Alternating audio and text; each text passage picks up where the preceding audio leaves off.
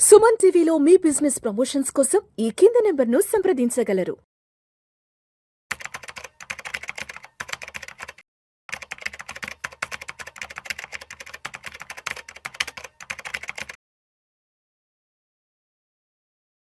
నమస్తే, welcome to Vishnu talks. నేను విష్ణు. ప్రస్తుతంతో పాటు stock market analyst S G Harsha ఉన్నారు. వారితో మాట్లాడదాం.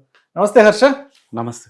Welcome to Suman TV and welcome to Vishnu talks. Thank you. Yes Harsha, ఒకసారి ఇవాళ మార్కెట్ క్లోజింగ్ ఎక్కడో చూద్దాం హర్ష.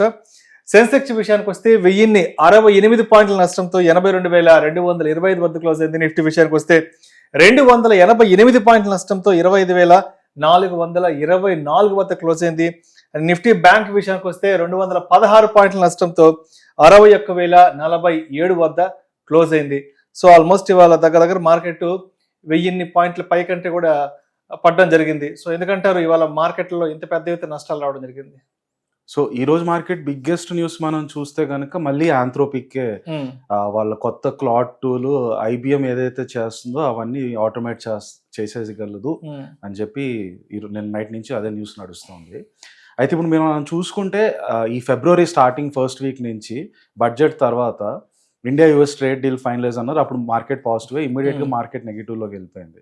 ఆ టైంలో మనకు వచ్చిన బిగ్గెస్ట్ న్యూస్ ఏంటంటే ఆంథ్రోపిక్ వాళ్ళ టూల్స్ మన ఇండియన్ IT కంపెనీస్ ఏవేవైతే ఉన్నాయో ఇన్ఫోసిస్, TCS, కాగ్నిజెంట్లు ఇక్కడ ఉండి వీళ్ళందరూ చేసే వర్క్ చాలా మంది 20,000 30,000 లైన్స్ కోడ్ రాసి ఒక టీం మొత్తం దానికి ఒక టీం పెట్టి వాళ్ళకి మంత్స్ ఆఫ్ శాలరీ ఇచ్చి వాళ్ళ చేత ఆ వర్క్ చేయించుకుంటారు. అల్టిమేట్గా ఒక 30,000-40,000 లైన్స్ కోడ్ రాయిపించి అదొక ప్రోడక్ట్ లాగా తయారవుతుంది. ఆ యాప్ని క్లయింట్ ఎవరైతే వీళ్ళకి ఆర్డర్ ఇచ్చారో వాళ్ళు అది యూజ్ చేసుకొని దాంట్లో నుంచి వాళ్ళ బిజినెస్ నడుపుకుంటారు.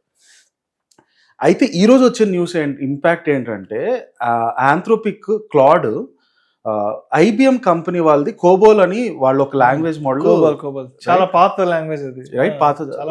పాతది and very complicated model. So ఎంత కాంప్లికేటెడ్ అంటే మన ఇండియన్ కంపెనీస్ అంతా మనం ఏంటి months or at the max 1 year లో అయ్యే ప్రాజెక్టులు ఉంటాయి. ఈ కోబోల్ అనేది each project will take multiple years. ఒక్కో ప్రాజెక్ట్ కి చాలా సంవత్సరాలు టైం పెడతారు, దాని మీద చాలా మందిని ఎంప్లాయ్ చేస్తారు, చాలా ఇన్వెస్ట్మెంట్ చేస్తారు. సో అన్ని సంవత్సరాలు కూర్చొని అందరూ కష్టపడి చేసే ప్రోడక్ట్ని ఆంథ్రోపిక్ ఓవర్ నైట్లో మీకు విదిన్ 5 minutes ఆ ప్రోడక్ట్ రెడీ అయిపోతుంది అని అన్నప్పుడు ఆ భయం ఏదైతే వస్తుందో దాని నుంచి, అంటే ద కైండ్ ఆఫ్ ఇంపాక్ట్ తీసుకొస్తుంది అనేది ఆ ఫియర్ చాలా వాస్ట్గా ఉంటుంది. ఈవెన్ IBM స్టాక్స్ కూడా విపరీతమైన నష్టాల్లో ఇవాళ క్లోజ్ అయ్యాయి. ఎగ్జాక్ట్లీ, దానికి మెయిన్ రీజన్ ఇది. ఈ ఆంథ్రోపిక్ వాళ్ళు నిన్న నైట్ వాళ్ళ బ్లాగ్లో IBM ఏదైతే కోబోల్ యూస్ చేసుకొని చాలా సంవత్సరాలు కూర్చొని చాలా మంది టీంని పెట్టుకొని బ్యాంక్స్కి వాటన్నిటికీ సర్వీసెస్ అందిస్తారు, అది మొత్తం ఆంథ్రోపిక్ క్లాడ్ ఒక్కటే చేసేయగలదు అని చెప్పేసరికి that was a massive shock. అయితే ఇండియాలో IBM అంత స్థాయి కంపెనీలు లేవు. మన దగ్గర చేసే సాఫ్ట్వేర్ సర్వీసులు, IT సర్వీసులు అవన్నీ వాళ్ళకంటే చాలా వెనకబడి ఉన్నాం మనం. US లో ఉంటే మోస్ట్ అడ్వాన్స్డ్ IT ప్రోడక్ట్స్ కానీ IT టెక్నాలజీ కానీ. ఇంతకుముందు వచ్చిన ఆంథ్రోపిక్ న్యూస్ వచ్చి మనకి డైరెక్ట్ అటాక్. ఇండియాలో చేసే చిన్న చిన్న సాఫ్ట్వేర్ సర్వీసులన్నీ ఆంథ్రోపిక్ చేసేస్తుంది. నిన్న నైట్ వచ్చింది ఏంటంటే US లో ఉండే అతి అడ్వాన్స్డ్ టెక్నాలజీ వాడి చేసే ప్రోడక్ట్స్ని, యాప్స్ని అవి కూడా ఆంథ్రోపిక్ చేసేయగలదు అని చెప్పి ఆ న్యూస్ వస్తుంది, right? So the kind of impact ఒట్టి US మీదే కాదు, అట్లీస్ట్ అది ఇండియాలో ఆల్రెడీ ఉన్న ఫియర్ని ఇంకా డీపెన్ చేసి మన IT స్టాక్స్ ఇంకా కరెక్షన్ అవడంలోకి వెళ్ళింది. కాకపోతే ఇదేం కొత్తది కదా, మన IT స్టాక్స్ ఆల్మోస్ట్ ఈ న్యూస్ రాకముందు 6 quarters గా కంటిన్యూస్ డౌన్ఫాల్ లో ఉన్నాయి. ఎప్పటి నుంచి అయితే మన ఐటీని ఓవర్టేక్ చేస్తుంది అని చెప్పి ఆల్మోస్ట్ 5-6 quarters గా 1.5 year గా IT స్టాక్స్ డౌన్ లో ఉన్నాయి. ఈ మంత్ స్టార్టింగ్ లో క్లాడ్ ప్రాపర్ టూల్స్ ని రిలీజ్ చేసేసింది. ఈ టూల్స్ వాడారంటే మన ఇండియాలో కూర్చొని వీళ్ళు చేసేదంతా మీరు ఈ ఆంథ్రోపిక్ తోనే చేసేసుకోవచ్చు అని నిన్న నైట్ అనౌన్స్ చేసిన దాంతో US లో ఉండి చేసే వాళ్ళ అడ్వాన్స్ టెక్నాలజీ కూడా ఆంథ్రోపిక్ క్లాడ్ తో చేసేయచ్చు అని చెప్పారు, రైట్? సో ఈ IT స్టాక్స్ పతనం అయితే అట్లాగే కంటిన్యూ అవుతుంది. IT స్టాక్స్ నేను ఇంతకుముందు చెప్పినట్టుగా వాటికి ఎంత దూరంగా ఉండో అంత బెటర్. అక్కడి నుంచి రికవర్ అవడానికి కూడా చాలా నెలలు, మేబీ 1 year పైన కూడా జరగచ్చు. అండ్ అదేవిధంగా రూపీ వర్సెస్ డాలర్ పరిస్థితి ఎలా ఉంది? సో రూపీ డాలర్ కూడా మనం రెగ్యులర్గా లాస్ట్ 6 months to 1 year కంటిన్యూస్గా డిక్లైన్ చూస్తున్నాము. నాట్ జస్ట్ రూపీ డాలర్ని ఐసోలేటెడ్గా చూడడం కాదు, న్యూస్లు ఏమొస్తున్నాయి. ఒకటి వచ్చి US tariffs US tariffs uncertainty అయినప్పుడల్లా మళ్ళీ రూపీ మళ్ళీ ఖచ్చితంగా కంటిన్యూస్ గా పడుతూనే ఉంటుంది, రైట్? ట్రేడ్ డీల్ వచ్చాక కొంత స్టెబిలైజ్ అవుతుంది అనుకున్న టైంలో మళ్ళీ సుప్రీంకోర్టు వచ్చి అసలు ఇప్పటివరకు పెట్టిన తారీఫ్లు మొత్తం వెనక్కి తీసేవాడు. ట్రంప్ వచ్చి ఫస్ట్ దాని మీద మళ్ళీ కొత్త చట్టంతో 10% తారీఫ్, ఆ తర్వాత దాన్ని మళ్ళీ 15% తారీఫ్కి పెంచడం. సో ఇంకా ఈ అన్సర్టెనిటీ ఉన్న టైంలో ఖచ్చితంగా రూపీ అనేది డాలర్తో పోల్చుకుంటే వీక్ అవుతూనే ఉంటుంది, రైట్? సో ఇది మనకి రెగ్యులర్గా అవుతున్న న్యూస్, బట్ ఖచ్చితంగా దాని ఇంపాక్ట్ కూడా ఈరోజు మార్కెట్ మీద చూపిస్తున్నారని అంటున్నారు. ఎస్. అండ్ అదేవిధంగా గ్లోబల్ క్యూస్ ఇంపాక్ట్ ఇంకా మార్కెట్లో ఎంతవరకు వెంటాడుతూ ఉంది? యా, గ్లోబల్ క్యూస్ మనం 2-3 యాంగిల్స్లో చూద్దాం సార్. ఒకటి వచ్చి ఎకనామిక్గా చూస్తే యుఎస్లో నుంచి ఇప్పుడు ఒక ఇంపాక్ట్, నాట్ జస్ట్ ఈ ఇంపాక్ట్, యుఎస్ స్టాక్ మార్కెట్ కనుక మనం చూస్తే కంపెనీస్లో ఉన్న స్టాక్స్ అన్ని చాలా ఓవర్ వాల్యూడ్లో ఉన్నాయి. ఎంత ఓవర్ వాల్యూడ్ అంటే అమెజాన్, గూగుల్, మైక్రోసాఫ్ట్ వీళ్ళందరూ పోటీ పడి బిలియన్స్ ఆఫ్ డాలర్స్ ఇన్వెస్ట్ చేస్తున్నారు. ఎన్విడియా, ఓపెన్ మీరు రెగ్యులర్ గా న్యూస్ లో చూస్తున్నారు, రోజు ఏదో ఒక న్యూస్ వస్తుంది, $100 billion ఇన్వెస్ట్మెంట్, $500 billion ఇన్వెస్ట్మెంట్. అంత భారీ స్థాయిలో ఇన్వెస్ట్ చేస్తున్నప్పుడు ప్రతి ఒక్కరు దాన్ని పంపప్ చేసేస్తారు.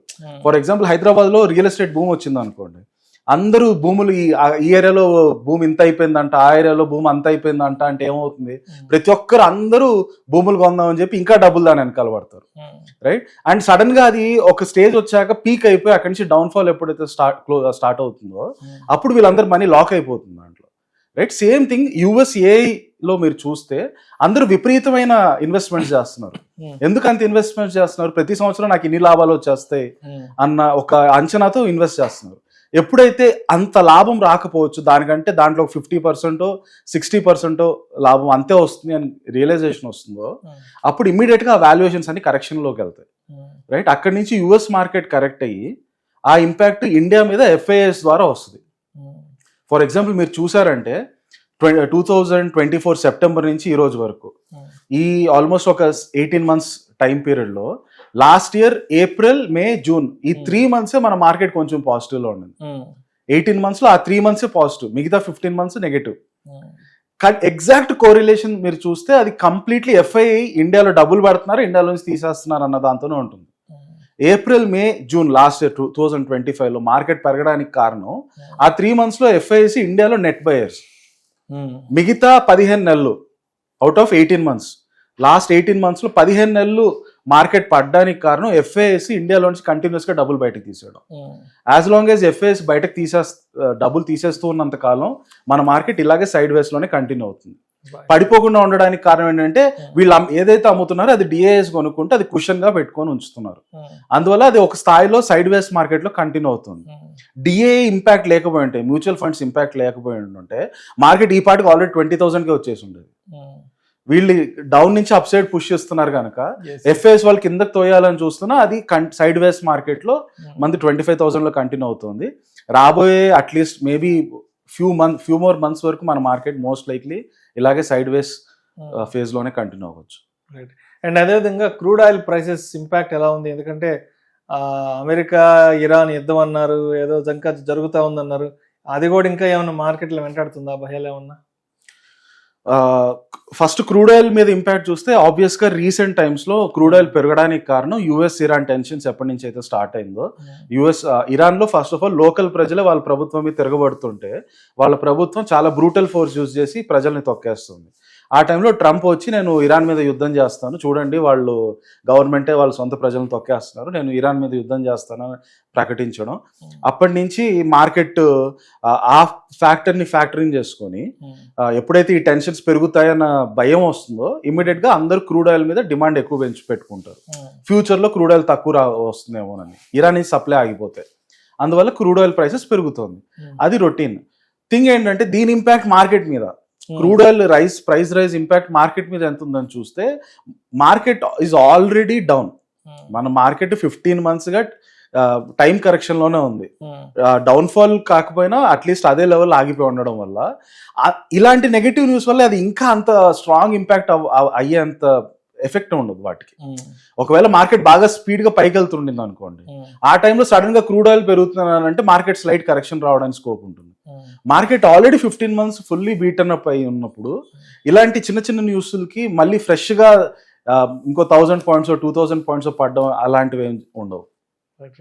అండ్ ఇవాళ ట్యూస్డే వీక్లీ ఎక్స్పైరీ కూడా ఉంది కదా. యా, సో ప్రతి ట్యూస్డే మన మార్కెట్ ఎప్పుడైనా సరే నెగిటివ్గా ఉందంటే దాంట్లో మనం డిస్కస్ చేసుకునే ఫ్యాక్టర్స్ లో వీక్లీ ఎక్స్పైరీ కూడా ఉంటుంది. డిఫాల్ట్ గా ఒకటి ఉంటుంది. ఎప్పుడైతే మన సెబీ ఇంతకుముందు థర్స్డే ఉండేది దాన్ని ట్యూస్డేకి తీసుకొచ్చారో అప్పటి నుంచి ట్యూస్డే ఎప్పుడన్నా కనుక పడిపోతే ఏమేమి అయిండొచ్చు అని ఆలోచించినప్పుడు వీక్లీ ఎక్స్పైరీ కూడా ఉండింది కదా, చాలా మంది వాళ్ళ పొజిషన్ స్క్వేర్ ఆఫ్ చేసుకుంటారు.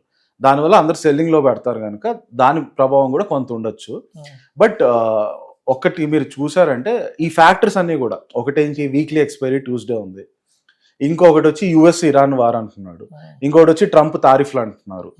దాని మీదకి వస్తే ఏ ఆంథ్రోపిక్ రిలీజ్ చేసే టూల్స్ ఏంటి, దాని మీదకి వస్తే యుఎస్ లో ఏ బబుల్ ఫార్మ్ అవుతుంది, యుఎస్ లో ఏ ఓవర్ వాల్యూడ్ గా ఉందని అంటున్నాం. ఇంకోవైపు చూస్తే జపాన్ లో గత 30 ఏళ్లుగా ఇంట్రెస్ట్ రేట్స్ జీరోలో ఉంటే ఫైనల్ గా ఇంట్రెస్ట్ రేట్లు 1% దాకా వచ్చేసాయి, పెరుగుతూ వెళ్తున్నాయి. దానివల్ల రివర్స్ క్యారీ ట్రేడ్. ఈ ఫ్యాక్టర్స్ అన్ని మనం చూస్తే on a daily basis, weekly basis ఏదో ఒక ఫ్యాక్టర్ రెగ్యులర్ గా ఇంపాక్ట్ అవుతూనే ఉంటుంది. బట్ బ్రాడర్ గా ఓవరాల్ కొంచెం ఏమంటాం బిగ్ పిక్చర్ అంటాం కదా, కొంచెం పైకి ఇంకా పై నుంచి చూసినప్పుడు market is continuous in a side ways face. ఎప్పుడైతే నిఫ్టీ ఎస్పెషలీ 26,500 దాటి, నిఫ్టీ మిడ్ క్యాప్ 150 22,500 దాటి, నిఫ్టీ స్మాల్ క్యాప్ 250 18,500 దాటి, ఈ 3 లెవెల్స్ దాటి స్ట్రాంగ్ గా క్లోజ్ అవుతాయో, మంచి వాల్యూమ్స్ తో పైకి వెళ్తాయో, అప్పటి వరకు మార్కెట్ డైరెక్షన్ మాత్రం మారదు. అప్పటి వరకు మార్కెట్ ఇలాగే సైడ్ వేస్ లోనే కంటిన్యూ అవుతుంది. సో అంటే మొత్తానికి ఇవాళ ఫాల్ ని దృష్టిలో ఉంచుకుని రేపటికి ఏ విధంగా అలర్ట్ గా ఉండాలి మార్కెట్స్? ఇప్పుడు మనం ఓవరాల్ గా మార్కెట్ లో చూస్తే పిఎస్యు బ్యాంక్స్, పవర్ సెక్టర్, ఈ 2 స్టాక్స్ తప్పితే మిగతా ఏ స్టాక్స్ కూడా టచ్ చేసే పరిస్థితుల్లో లేవు. రైట్, సో ఇలాంటి టైమ్స్ ఇది మనకి రెగ్యులర్ గా మార్కెట్ లో సైకిల్స్ ఉంటాయి.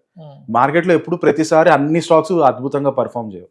రైట్, ఒకవేళ మీకు ఇది బ్యాడ్ ఫేజ్ ని అంత డిసప్పాయింట్ చేస్తుందని అంటే 2022-24 మధ్యలో 2 years బుల్ రన్ ఉండింది.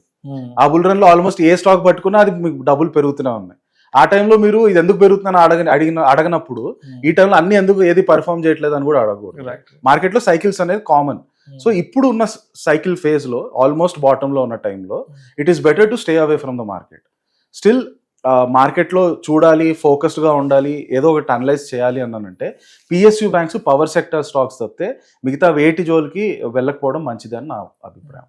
అండ్ ఇంకొక విషయం కూడా స్పష్టంగా చెప్పండి హర్ష, ఇప్పుడు మార్కెట్లు బాగా ఆల్ టైమ్ హైలో ఉన్నప్పుడు సో ఇండివిజువల్ స్టాక్స్ చూసి కొంతమంది భయపడతారు, అబ్బా చాలా హై ప్రైస్లో ఉన్నాయి, ఇప్పుడిప్పుడే మేము మార్కెట్లోకి రాలేము అని అనుకున్న వాళ్ళు, మరి ఇప్పుడైతే ఆల్మోస్ట్ మార్కెట్ చాలా ఫాల్లో ఉంది కాబట్టి, చాలా వాలటాలిటీలో ఉంది కాబట్టి, మరి ఈ ఫాల్ని ఏదైనా ఆపర్చునిటీగా తీసుకొని మార్కెట్లోకి రావడానికి ఇదేనా సరైన సమయం అంటారా?